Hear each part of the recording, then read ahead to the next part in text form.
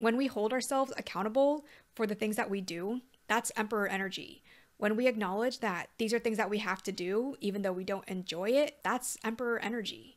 Hi, welcome back. Sarah here.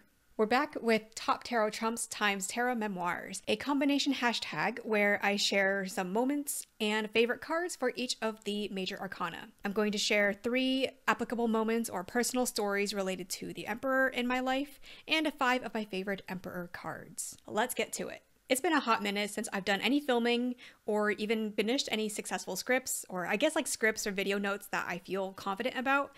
We've been preparing for our upcoming apartment move, and also the Emperor just gave me some trouble, some resistance that I didn't feel as much with the past 3-4 cards. So the Emperor energy, in my opinion, in my experience, is typically about responsibilities and boundaries and rules. For the most part, I do enjoy having and living within rules and boundaries. But I think the important distinction here is whether those rules and boundaries were made with me in mind and or to accommodate me, or whether these rules and boundaries were imposed on me without actual regard for my well-being, my preferences, my care. I feel that we experience a lot of Emperor energy in our society that is not actually like geared towards the people.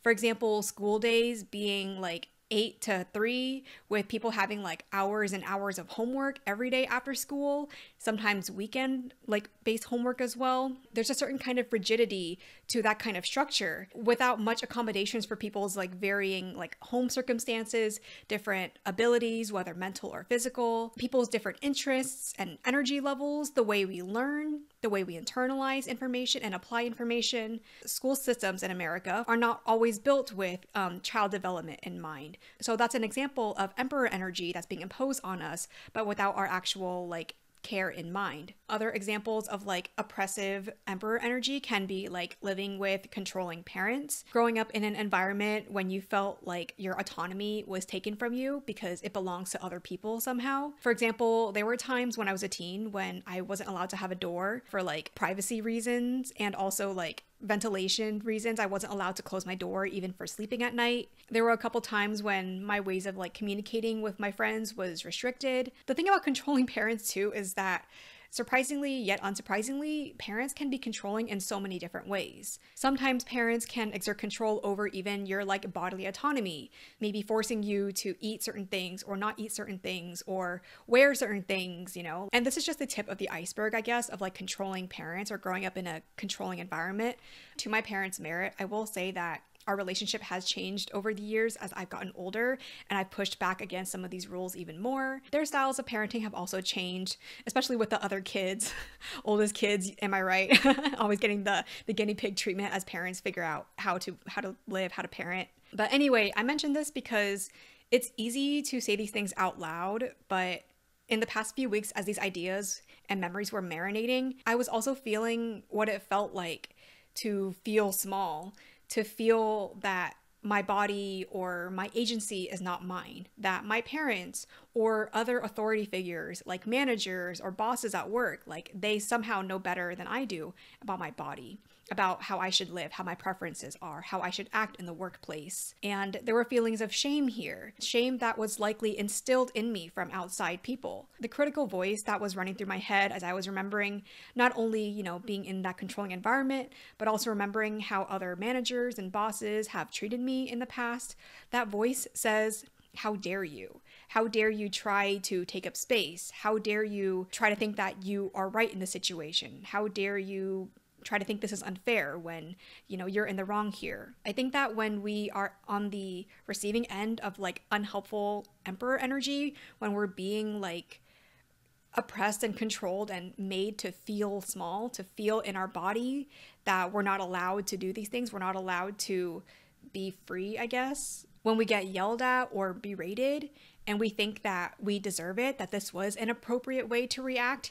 I don't know where I'm going with this. I guess I just mentioned that this is like unhelpful, shadowy, oppressive Emperor energy. And it took me some time to move through these feelings and remind myself that, you know, I've grown and learned from these experiences, that I've had positive experiences with other authoritarian figures in my life, even if I've had these bad experiences before. And I was able to share these feelings of shame and these feelings of smallness with a good friend. And just vocalizing these experiences has helped me move through them a lot easier and a lot better. So those were some examples of the Emperor in shadow. And I guess just admitting and sharing a few of my own shadows with the Emperor and with, authoritarian figures. But just as every card in the deck can have a negative meaning or an unhelpful meaning or a shadowy meaning, every card also has plenty of positive meanings and, life lessons that we can learn. I'll read a snippet from Queering the Tarot by Cassandra Snow. Queering the Tarot is a book that explains a lot of the tarot meanings in a way that is outside of and not bound to typical heteronormative concepts. I know that a lot of books will say the Emperor is related to the father, which I understand and also push back against. I think it implies that women and mothers and other non-binary people cannot exert rules, but moms can totally discipline their children in the same way that fathers can. So I reject the idea that the Emperor is only related to fathers. So I feel this snippet explains the Emperor better in a way that is not related to fathers or men. I'll write it in a pinned comment below so you can read it for yourself as well. So here's what it says for the Emperor. In a reading, the Emperor is often telling you to take back control of your life. This card showed up before I started trauma therapy. It also showed up before I moved out of an apartment that I shared with a roommate who had broken my heart, and whose continued presence prevented me from healing or being productive. You are being told to take your life back, which means you have the resources and capacity to do so. I think most of us would agree we'd rather not be bullied into submission in the first place. Even as we move beyond that, though, taking back control is hard. Trauma therapy was awful but necessary. I had to admit a close relationship was over for good when I moved out of that apartment. I also had to find a new apartment and buy a whole bunch of new stuff. It was genuinely awful. Yes, I'm glad I did it. I still wish I hadn't had to. That's maybe a bit of non-traditional wisdom that I do have for queer folks about the Emperor. It's okay to be mad or feel put upon that you're in this position. You didn't do this. The card wants you to regain control of your life, but that doesn't mean you have to enjoy the process.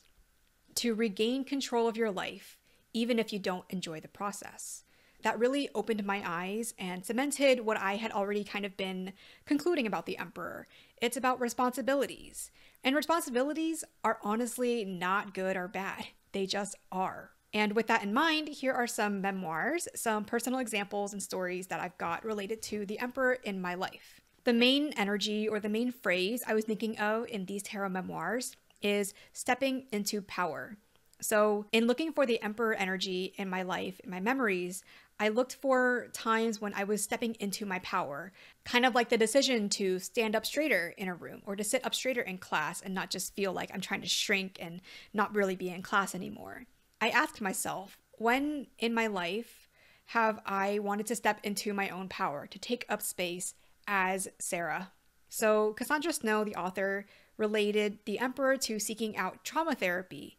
And I have a similar experience. So one example of the Emperor in my life was my decision to seek coaching or counseling. I started seeking counseling in 2018, so it's been many years since I've started, and it definitely was one of the best decisions of my early adult life. When I was looking for coaching or counseling, that was a decision that I made by myself. And no one I knew at that point was actively going through therapy or coaching. So I really didn't have any other experiences to go off of. I just knew in my mind that I needed help getting out of some of my unhelpful habits, like a lot of anxiety, having fear around trying new things. I wanted to make more friends, but I didn't really know how to do that. I wanted to stop being mean to myself because I was barely realizing I had an undercurrent of a lot of negative self-talk, a lot of self-criticism. The negative self-talk was making me not happy in my life. And I realized I guess I should kind of work on this because I do want to be happier and not so sad or miserable all the time. And I mentioned another form of therapy, couples therapy, in an earlier video. I mentioned in the Fool video that couples therapy was a form of the Fool moment because it is akin to blindly diving off a cliff because we didn't know how things would change. The decision to seek coaching or counseling or therapy is also an Emperor moment. We're regaining control of our life to live my life the way that I wanted and not the way that I was subconsciously living for other people or living with other people's opinions in my head. The next tarot memoir I want to share is Drawing Boundaries Around Unhelpful Behavior. I had no idea what boundaries was as a word or a concept until 2018 when I started life coaching. I was raised to tolerate and put up with a lot of unhelpful behavior. And what life coaching helped me understand was that as an adult, I don't have to tolerate or accept this unhelpful behavior anymore. Unhelpful behavior can include like people confiding me things that they shouldn't be confiding in me. Adults older than me, like treating me either like a child or like a fellow like adult on their level when there needs to be boundaries between that. Parents basically like telling me things that they shouldn't have been telling me as a child. Friends, acquaintances, people who don't really add that much value to my life, who I don't really enjoy being around. So Emperor energy totally is like drawing boundaries around, things that you just don't want to tolerate or have in your life anymore. In the last video related to the Empress, I mentioned people pleasing, which is the tendency, the desire to want to please other people, to raise other people's needs over our own needs. So for example, like, what do you want for dinner? Oh, I'm just happy with whatever you want. Like, I really don't want to make a decision because I fear that my decision or opinion will upset you, and or I'll make the wrong decision, and or I don't trust myself to make any decision. For people who are used to people pleasing, trying to please everybody around them, put other people first all the time, it can be foreign and even scary to think about or say out loud things like, I don't want to put up with this anymore. If you're going to be so negative, I don't want to share a room with you anymore. If you're going to snap at me, I'm not going to have this conversation with you anymore. If you're going to be late, I don't want to keep organizing lunches with you anymore. So those are examples of boundaries. It's not about like trying to control other people.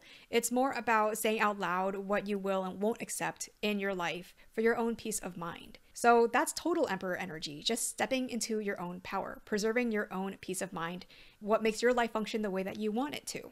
And related to boundaries around unhelpful behavior, the third tarot memoir I want to share is related to this book, Breaking Up with My Phone. Oh no, the book title is actually called How to Break Up with Your Phone. So the actual memoir is just breaking up with my phone, intentionally curating a new relationship with my phone. I've mentioned this book and my process in a couple videos this year. The gist of this book, the premise of this book, is not about like not having a phone forever. It's more about cultivating a new, more intentional relationship with my phone. There is just a lot of like wanting to connect with others, wanting to check my phone, wanting to look for like an escape from my current reality, from my current life in my phone, in the internet. And while those things can be healthy in moderation, up until the point that I was starting this book, it was not in moderation. I found myself compulsively checking my phone a lot of times, losing track of time, not feeling comfortable with just being alone or being still. I was definitely feeling overwhelmed by all the things that I felt like I wanted to do or that I had to do. And a lot of that can be attributed to the phone usage, being overly connected or reliant on the internet. So I guess I'll use phone and internet interchangeably. For you, it might be different, but for me, phone and internet were interchangeable. This book included a 30-day challenge or a 30-day process of breaking up with the phone. A lot of these action steps weren't only related to the phone itself. We started off with being more mindful about when, where, why I check my phone so often. What am I looking for? What else could I be doing instead that could give me the same or more satisfaction? And here's an excerpt that I found really encapsulates Emperor energy. So this chapter is about deleting social media apps off your phone. Researchers have found that the vocabulary you use to describe a new habit has a strong effect on the likelihood that you'll stick with it. To be specific, saying that you do or don't do something, framing an action as part of your identity, is much more effective than saying that you have to or can't do something. For example, I go to the gym 5 days a week, compared to saying, I have to go to the gym 5 days a week. And relating to social media, when you feel the urge to open or reinstall one of the apps, don't try to resist it by saying that you can't or aren't allowed to do so. Instead, simply describe your current reality. I do not keep social media apps on my phone. This simple shift can make a surprising difference. I really like that reframing. Instead of can't or have to or someone is making me do it, I'm making myself do it, we just neutrally describe it. I don't keep social media apps on my phone. And that goes back to drawing boundaries around unhelpful behavior. And it's just stated very neutrally. So that reframing, this way of like neutrally stating what you do or don't do, it just feels very Emperor, very like I'm in my power. Who is going to dispute with you over what you do or don't do? It's your boundary, it's your power, it's your life. So that's the tarot memoirs. Let's move on to my top tarot trumps. So I'm going to share 5 of my favorite Emperor cards across all my tarot decks. The first Emperor I'll mention is from one of my favorite decks, one of my favorite Emperors here. It's from the Somnia Tarot. I was recently listening to the Tarot Diagnosis podcast, their episode on the Emperor, and they actually also mentioned the Somnia Tarot. So here we see someone who is sitting under like I don't know what it's called, the gallows, I guess. Pretty grim, but they're gallows. They've got an anvil that is hovering over their head, and they're holding the pulley or the rope that is holding the anvil in place. They've also got a book here, which actually gives me like Hierophant vibes. It tells me that the Emperor is not just acting from like a place of exerting power just for the sake of power. It feels like there is some knowledge, some validity, some, I guess, backstory to why they have all these responsibilities. I just find this image so powerful and so indicative of what responsibilities mean. Like me choosing to work through unhelpful habits or to take accountability for unhelpful things I'm doing. This is Emperor energy. I think what's so powerful about this image is that the person is holding the rope themselves. It's not someone else holding the rope of the anvil hovering over them. It's this person holding it themselves. When we hold ourselves accountable for the things that we do, that's Emperor energy. When we acknowledge that these are things that we have to do, even though we don't enjoy it, that's Emperor energy. The next Emperor I'll mention in a similar vein is from the Fountain Tarot. I love the bold red colors in this card. The Fountain Tarot is a deck that has a lot of very muted colors, typically whites and grays and some blacks. But here, this is one of the boldest colored cards in the deck. Just the posture of this figure is so powerful. Like standing up, chest open, arms straight out, legs open too, looking at their hands or at the box or whatever. It just feels like a very powerful pose. The next Emperor I'll mention is from the Gaian Tarot. This one has renamed the Emperor to the Builder. I think it was Amy at Strength Reversed in her Emperor video. She mentioned that the Empress and the Emperor work in conjunction. And I really like that analogy. The Empress just grows and creates without abandon. And the Builder, or the Emperor, helps maintain like some structure, helps guide these creations, helps maybe give them a place to live, a place to grow. So I love this Builder card. You can still see some greenery here in the top corner. There's a bird, little animal. So living things can still live and flourish over here under the structure that the Builder creates. For us to be able to accomplish the things that we want to do, we have to build and carve out space for them. If I want more joy and more hobbies in my life, I have to build out space for them. I have to carve time out for them. Or with new projects I'm working on, I have to carve out and build time and an environment for them as well. I love the analogy of building time, environment, a place for everything that we want to prioritize in our lives. The next Emperor I'll mention is from the Tarot of Mystical Moments. In this Emperor card, we see a tall, large figure. They've got people, little people on strings in their hands, kind of like puppets. I do see more of the shadowy aspects here. Like this can seem like a very manipulative emperor who manipulates and controls people or assets or things without actually caring for them. This shows care and power in a different way than the Empress would show care and power. Sort of related to this, an example of Emperor energy is the role of assistant directors on film or TV sets. In a film or a TV set, there is usually a director who is the one who is calling the shots. They have the whole creative vision of the project, and they're directing actors and set people to make that vision happen. The assistant director is the person who is basically running the set, getting all the logistics together to make the director's vision happen.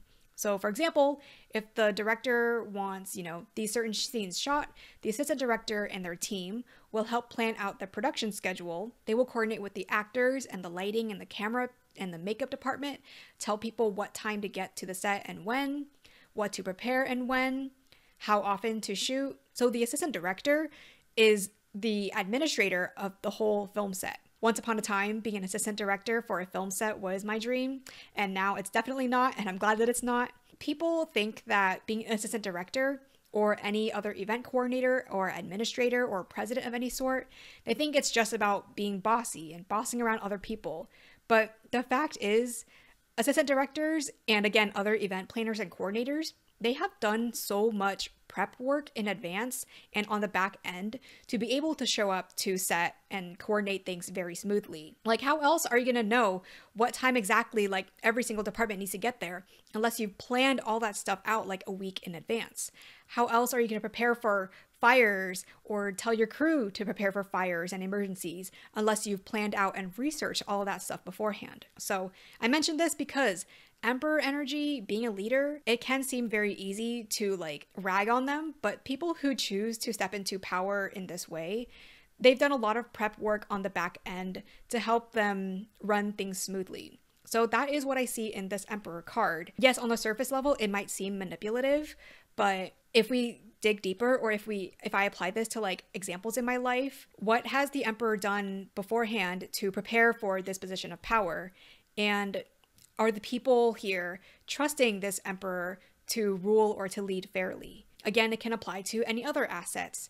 So with time management, for example, how can we manage our time properly so that our lives can run smoothly? Or with any other project or business, like how can we manage these things properly so that all the cogs in the machine can run correctly, so that all the people or the little assets in this project or business can run smoothly? And my last favorite Emperor I'll mention is from the Naturescapes Tarot.